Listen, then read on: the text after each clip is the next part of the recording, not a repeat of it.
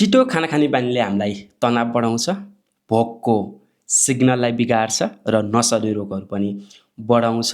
छिटो खाना खानुहुन्छ भनेदेखि 56% तपाईँ मोटोपना हुने सम्भावना हुन्छ। तपाईँ 26% तपाईँलाई ब्लड प्रेसर हाई हुने सम्भावना हुन्छ। यो लगायत मुटुका रोगहरू, कोलेस्ट्रोल, अ, धेरै समस्याहरू आउने सम्भावना हुन्छ। आजकल हामी मोटोपना, sugar, pressure, fatty liver, cholesterol, मुटुका रोगहरूसँग जुधिरहेका छौँ। यी सबै समस्याहरूमा हामीले के खाने के नखाने त हामी बिस्तारै अवेर भइरहेका छौँ, तर कति टाइम लगाएर खाने, कसरी खाने त्यो पनि एकदमै इम्पोर्टेन्ट छ। खाना खाइसकेपछि हामी कहिलेकाहीँ अझ भोक लागेको जस्तो अथवा झुम्म भएको जस्तो, निन्द्रा लागेको जस्तो अल्छी भइरहेका छौँ भने यो खाना खाने समयको प्रब्लमले पनि हुनसक्छ।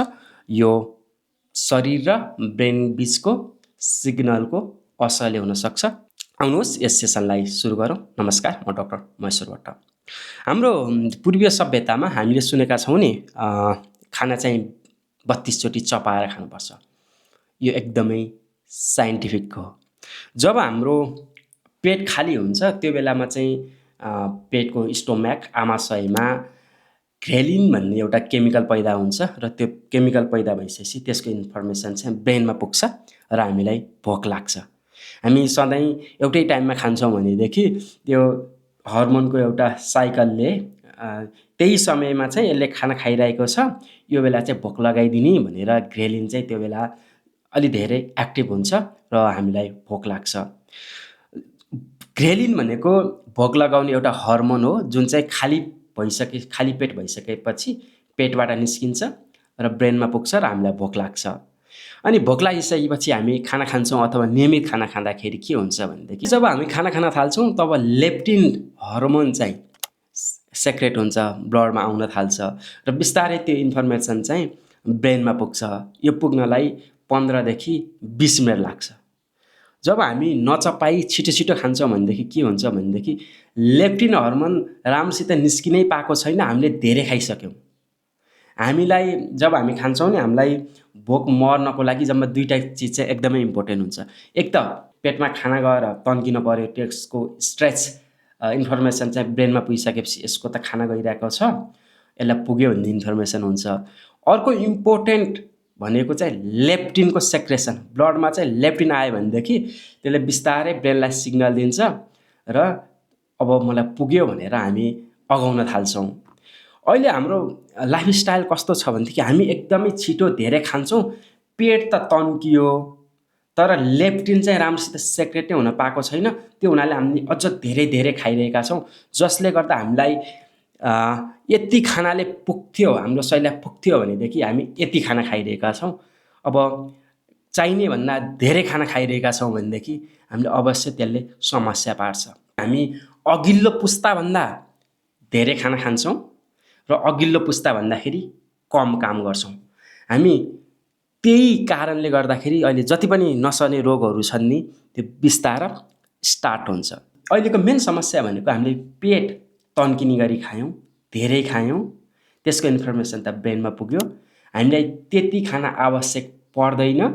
हामी त्योभन्दा कम खाएर त्यति नै हामीलाई पुगेको फिल हुन्छ यदि हामीले बिस्तारा खायौँ भनेदेखि। 29वटा रिसर्चहरूको एउटा मेटा एनालाइसिस, रिसर्चहरू जोडेर लास्टमा एउटा फाइन्डिङ निकालेको के छ भनेदेखि हामी जब छिटो खाना खान्छौँ त्यसले चाहिँ ब्लडमा ग्लुकोजको मात्रा चाहिँ एकदमै धेरै फास्ट रेज गर्छ, फास्ट बढाउँछ, जसले गर्दा चाहिँ इन्सुलिनको प्रोडक्सनलाई चाहिँ इन्सुलिन चाहिँ हाम्रो प्याङ्क्रियाजबाट धेरै मात्रामा निकाल्छ र बिस्तारै त्यो चाहिँ रेसिस्टेन्स हुन थाल्छ, जसलाई हामी भन्छौँ इन्सुलिन रेसिस्टेन्स। त्यसले चाहिँ मेटाबोलिक सिन्ड्रोमहरूको स्टार्ट गराउँछ। त्यो भनेको हामीलाई सुगर, प्रेसर, फ्याटी लिभर, हामीलाई कोलेस्ट्रोल अथवा ट्राइग्लिसराइड, हामीलाई मुटुका रोगहरू, यी सबै रोगहरू चाहिँ लाग्ने सम्भावनालाई चाहिँ एकदमै बढाउँछ। यसमा के फाइन्डिङ छ भनेदेखि 54% मानिसमा, जो मानिस छिटो खाना खान्छौँ 54% चाहिँ मोटोपना, पेट चाहिँ पुटुस्स बाहिर निस्केको सेन्ट्रल ओबेसिटीको सम्भावना हुन्छ। 29% मा ट्राइग्लिसराइड हाई हुने सम्भावना हुन्छ भनेदेखि 26% मा चाहिँ प्रेसर हाई हुने सम्भावना हुन्छ। यसरी हामी अ, के खाने के नखाने त एउटा पाटो छ, त्यो इम्पोर्टेन्ट छ। तर खानेकुरा पनि यदि हामीले छिटो खाइदियौँ भनेदेखि नसर्ने रोगको महामारीमा यसरी हामी फसिरहेका छौँ। हामी किन छिटो खाना खान्छौँ? यसको इम्पोर्टेन्ट चिज भनेको अहिलेको लाइफस्टाइल भनेको एकदम फास्ट पेस छ। हामी मोडर्न वर्ल्डमा छौँ। हामीलाई अब काममा निस्कनको लागि अलिक छिटो खान्छौँ। हामीलाई स्ट्रेस छ। स्ट्रेस भइसकेपछि शरीरमा कर्टिसोलको मात्रा धेरै हुन्छ। कर्टिसोल धेरै भइसकेपछि हामीलाई भोक धेरै लाग्छ र भोक धेरै लागिसकेपछि हामी एकदमै छिटो खान्छौँ। अनि हामी न्युज सुन्दै, मोबाइल चलाउँदै यसरी खान्छौँ भनेदेखि पनि हामी छिटो फास्ट खाइरहेका हुन्छौँ, जसले गर्दा चाहिँ हामी खानुपर्ने भन्दा धेरै खाइरहेका छौँ। त्योभन्दा कम खाएर पनि हामीलाई त्यत्तिकै सन्तुष्टि हुन्छ यदि हामीले ढिला खाइदियौँ भनेदेखि। अनि तपाईँले अर्को नोटिस गर्नुभएको होला, हामी जब छिटो खाना खान्छौँ अथवा धेरै खाना खान्छौँ अनि हामीलाई अल्छी लागेको जस्तो, निन्द्रा लागेको जस्तो, आलस आएको जस्तो, कामै गर्न मन नलाग्ने हुन्छ।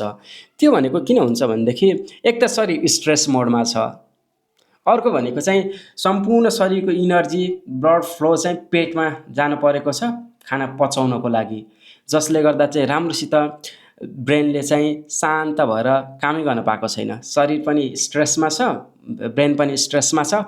त्यसो हुनाले हामी छिटो खाना खाने बानी छ भनेदेखि तत्काल इनर्जी बढेको जस्तो हुन्छ र बिस्तारै इनर्जी चाहिँ क्रास हुन्छ, जसले गर्दाखेरि वर्किङ प्रोफेसन, हामी काममा छौँ अथवा हामी स्टुडेन्ट छौँ, हामी पढाइ गर्छौँ भनेदेखि हाम्रो प्रोडक्टिभिटी पनि बिस्तारै कम भइरहेको हुनसक्छ। अब के गर्ने त? सोल्युसन एकदमै सिम्पल छ। त्यो भनेको बिस्तारै 20 मिनट लगाएर खाने।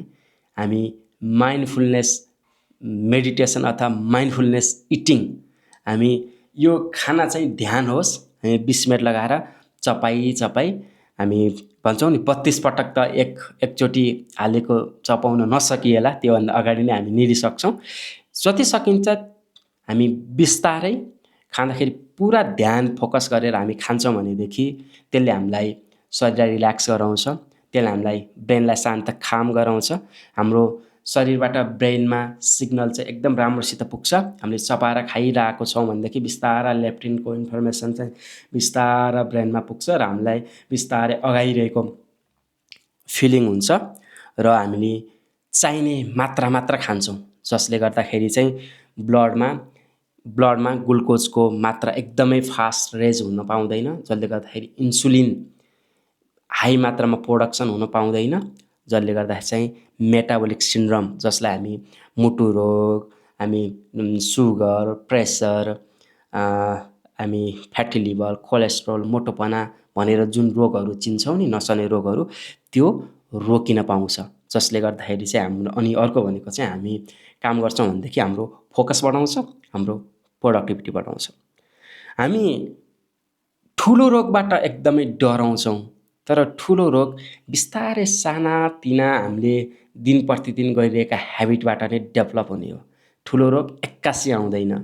जति पनि सुगर, प्रेसर, मुटुका रोग, फ्याटी लिभर, यी सबै समस्याहरू भनेको 10 वर्ष 20 वर्ष लगाएर लामो समय हामी त्यही लाइफस्टाइलमा छौँ भनेदेखि स्टार्ट हुने हो।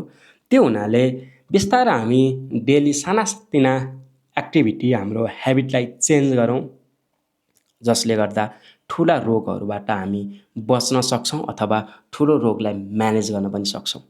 यो भिडियो हजुरहरूलाई कस्तो लाग्यो कमेन्ट गर्नुहोला, साथै सल्लाह सुझाव पनि दिनुहोला। हामी नयाँ छौँ र हामीलाई मोटिभेसनको खाँचो पर्छ।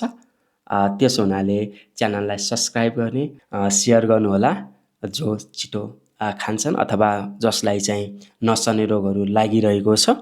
र अर्को भनेको यो च्यानल आफ्नै सम्झेर सब्सक्राइब गर्ने, कमेन्ट गर्ने, लाइक गर्ने, यी सबै कामहरू गर्नुहोला, किनकि आरोग्य अभियानलाई हजुरको हेल्थ, हजुरको ह्याप्पिनेस र हजुरको ग्रोथसँग सरकार छ।